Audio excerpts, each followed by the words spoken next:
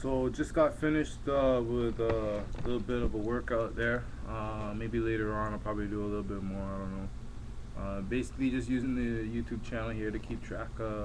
Want to stay on target with my workouts. Before I'd start and then I'd stop. I mean, I just pulled this chin-up bar that you can see on the door up there out of my garage. It's been chilling in there for a while now. I just kind of stopped doing my thing, but recently had a bunch of changes in my life that have motivated me to want to, see what the next level is. And so, in keeping with that, I want to kind of upgrade the old bag of bones here, so I'm using YouTube to keep track of that. One thing I wanted to talk about was, I didn't make any dinner tonight, so I went to a Sunrise restaurant. I got myself a jerk chicken meal. It was pretty good, just rice and peas and jerk chicken and everything. What I wanted to talk about was when I was at the store. I happened to leave when the Miami Heat Orlando Magic game was on tonight, which was a game that I was looking forward to watching. So after I came back, I was able to watch it. It was about halfway through the second quarter, and Miami was doing really well. They had like a 20-point lead. They never actually got a chance to stretch it to 30. One thing I gotta say about being a video game team is if you don't stretch that lead to 30, 20 points in the first half ain't nothing, especially when you're playing a determined team.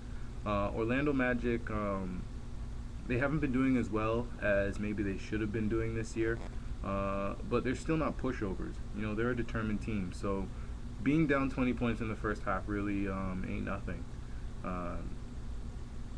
When you're facing a video game team like LeBron James and the Miami Heat are, that is a video game team. Like, I couldn't tell you how many times since James entered the league, since the '03 draft, when I haven't gone into like NBA Live and put him on my roster and a whole bunch of other people.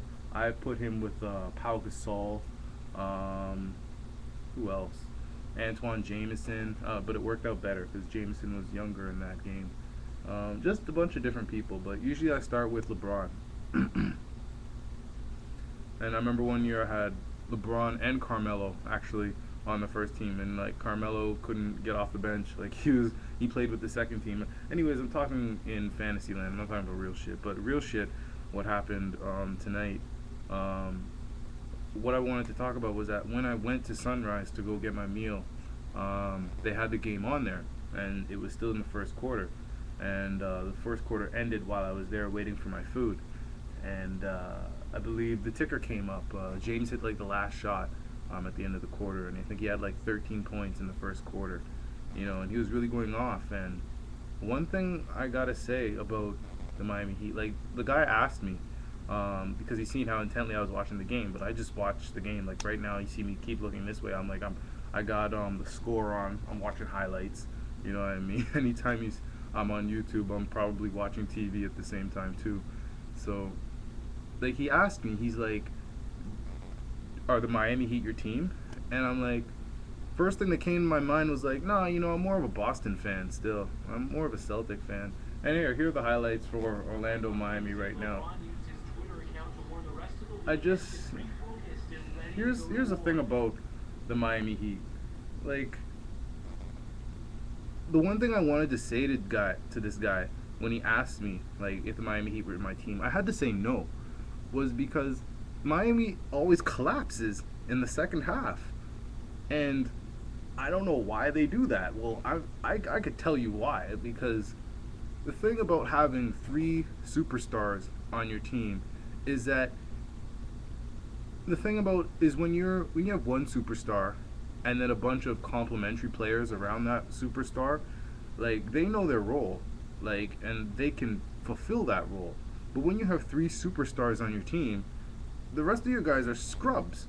Like, those guys aren't going to like do anything. Like, you know what I mean? They just don't have that fight. Their job is to carry the slack of the superstars. But who knows how much slack that's supposed to be on any given night? With three superstars, you'd think there would be no slack. So a lot of the times, like the complementary players don't know their role. I mean, how can they?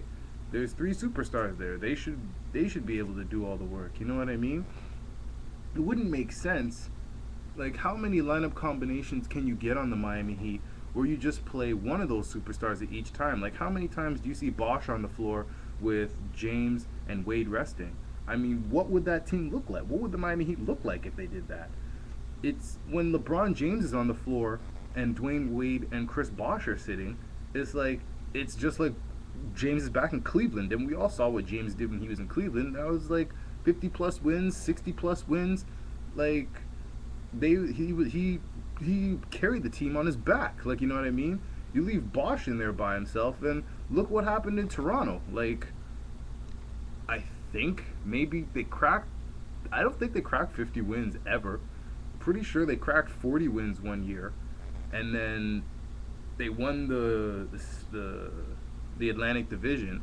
Like, I'm from Toronto, and we won the Atlantic Division, and I'm pretty sure next year Boston was just like, screw this, and they went out and got Kevin Garnett and Ray Allen, and they haven't looked back since. They've been winning the Atlantic ever since.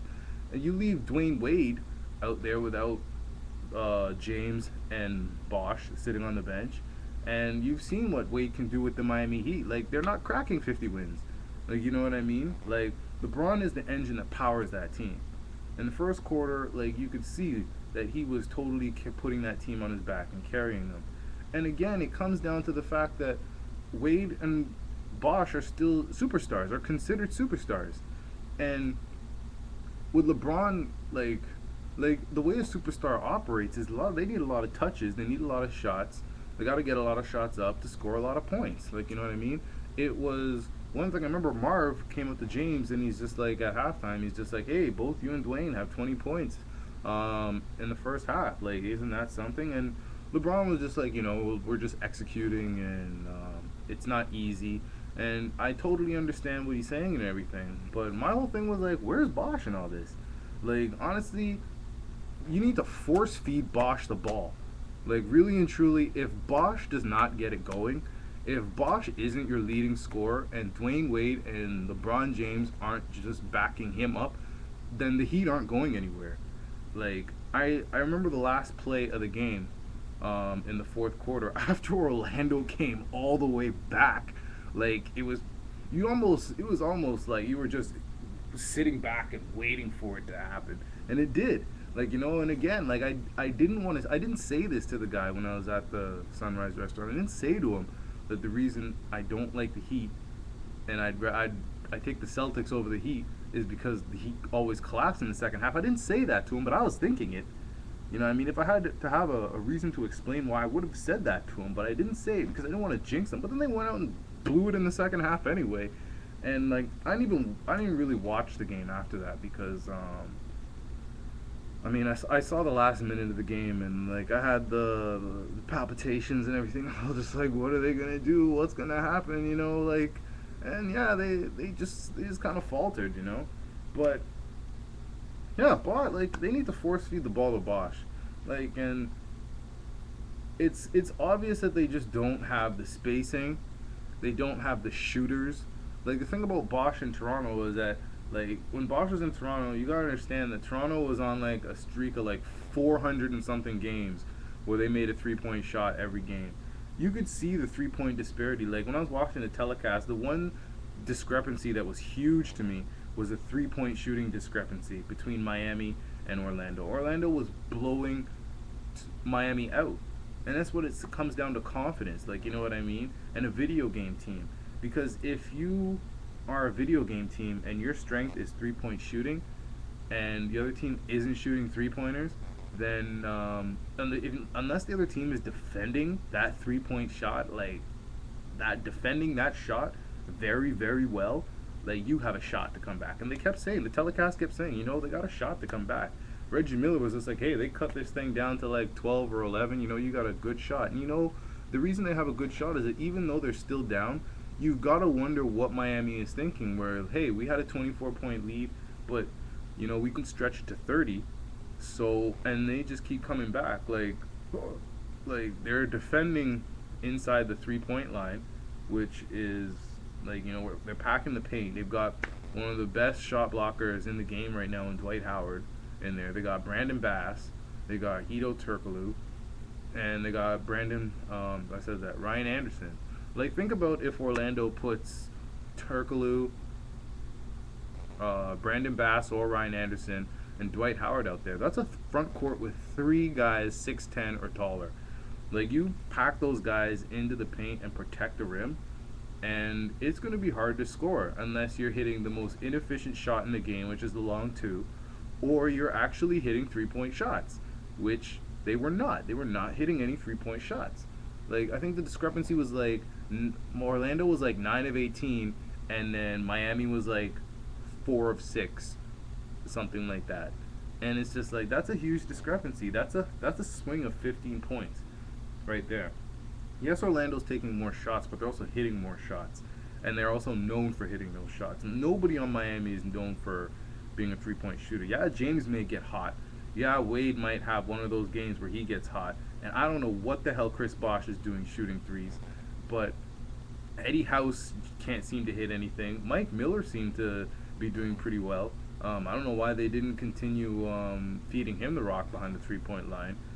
Mike Bibby, I don't know, maybe he just doesn't have his legs under him right now. I don't think I saw Chalmers taking any threes, but I saw him hitting like a few step backs, which was good, you know. And James Jones, the three-point champ, maybe he hit some threes during the game. I don't know, probably not. But like, really and truly, like, there isn't anybody on that team that teams won't like dare you to start shooting that three-point shot with all the inefficiency in the world, because there's just not that spacing in there. You know what I mean? Like, I'm gonna put it to you like this: video game team. When I'm playing the Miami Heat in a video game, I force feed the ball to Bosh.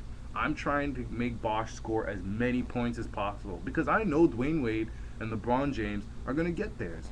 Because if Bosh keeps scoring, that keeps him in the game. The more Bosh is in the game, the better a defensive player he is. The better a defensive player he is, the more that you're going to be able to get defensive stops. The more you can get defensive stops, the more you're going to be able to get out on the break.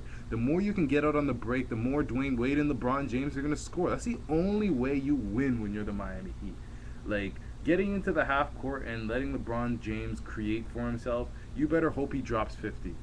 Because if he's going to be carrying the ball around with him, that means that Dwayne Wade doesn't have the ball on him. If Dwayne Wade doesn't have the ball on him, then that means that Chris Bosh is like wondering where the hell he's supposed to be, because he's not, like, Chris Bosh is skinny. He's a skinny dude. Like, he's tall and he's agile and he's fast, but he's not a big guy. Like, you know what I mean? He can get pushed around, like, even by guys shorter than him who are hefty. Like, you know what I mean? If you've got a solid body on you, then you're going to be able to push him around a bit. Like, he doesn't have that solid base that isn't going to be able to be pushed around or anything like that. He's not Brandon Bass. Like, that's just basketball. That's just fundamentals and everything like that. Unless, like, I see he's got the bad knee. Unless that guy, like, unless he gets into a stance like this, like, all the time when he's down on the block, and that's just going to take away from the fact that he's tall. But again, he's not like a tall. He's like 6'10". You know what I mean? He's not like a 7-footer or nothing like that. So, and then, like, I haven't even mentioned Dampier or nothing like that. Like, one thing I gotta say is, it's like, during the first half, one thing I noticed was, like, the way that Dampier was going at people when they were coming to the rim, especially when Miami was leading. Like, he was going at them like, you know, like, we're winning. You know, this is winning. You know what I mean? And we're not letting you come back. But really and truly, like, that's giving the other team motivation to come back and kick your ass. Like, you know what I mean? Like, you're Eric Dampier. You know what I mean? Like, what the fuck have you... Sorry, excuse my language, but really and truly, man, you don't want to give the other team motivation. Like, you know what I mean? If anything, you want to be real gentleman-like and just be like, hey, you know, like, talking them up and, like, keeping it real friendly and shit. Like, take them out of their comfort zone. Like, you know what I mean? Don't put them into a comfort zone. When people are comfortable, they tend to take getting beat down a lot easier than if you take them out of their comfort zone. They're gonna come back with a vengeance. Like, you know what I mean? They're gonna want to do you something, and they did the Miami Heat something tonight. You know, and I just wanted to